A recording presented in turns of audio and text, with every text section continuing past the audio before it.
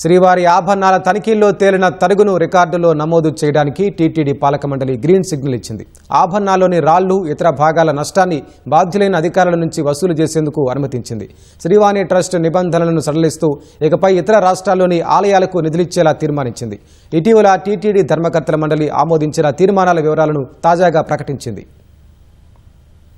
విదేశాల్లో టీటీడీ ఆలయాలు ఆస్తుల విస్తరణ దిశగా టీటీడీ అడుగులు వేస్తోంది. UK, Germany, Sri Lanka, Australia, Netherlands దేశాల నుంచి వచ్చిన విజ్ఞప్తుల మేరకు విదేశాల్లో లాభాపేక్ష లేని సంస్థలను రిజిస్టర్ చేసి టీటీడీ సొంత నిర్వహణ పద్ధతిలో ఆలయాలను నడపాలని నిపుణుల కమిటీ ప్రతిపాదించింది. దీనికి కేంద్ర ప్రభుత్వ అనుమతుల కోసం నివేదించాలని టీటీడీ ట్రస్ట్ బోర్డు సూచించింది. టీటీడీ పరిధిలోని 81 ఆలయాల్లో 2024-25 సంవత్సరానికి స్వామి అమ్మవార్ల ఆభరణాల్లోని రాళ్లు, ఇతర భాగాలు పోయినట్లు గుర్తించారు. ఆ నష్టం మొత్తాన్ని 6 నెలల్లోగా బాధ్యులైన సిబ్బంది నుంచి వసూలు చేయాలని ట్రస్ట్ బోర్డు ఆదేశించింది.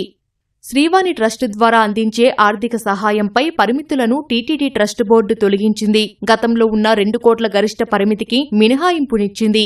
ఏపీతో పాటు ఇతర రాష్ట్రాల్లోని ఆలయాలకు, దేవాదాయ శాఖ పరిధిలో లేని ఆలయాల నిర్మాణాలకు, పురాతన ఆలయాల పునరుద్ధరణకు ట్రస్ట్ ద్వారా నిధులు ఇచ్చేందుకు ఆమోదం తెలిపింది. ఈ పనులకు 25% ప్రజా విరాళం ఉండాలనే నిబంధనను పెట్టింది. ట్యాంకర్ల ద్వారా వచ్చే నెయ్యిని 100% నాణ్యతా పరీక్షలు చేసిన తర్వాతే పంపిణీ చేసేందుకు వీలుగా సేలంకు చెందిన సెయిల్ సంస్థ నుంచి నామినేషన్ పద్ధతిలో 240 స్టెయిన్లెస్ స్టీల్ కంటైనర్లను 23,55,600 రూపాయలతో కొనుగోలు చేయడానికి నిర్ణయించింది.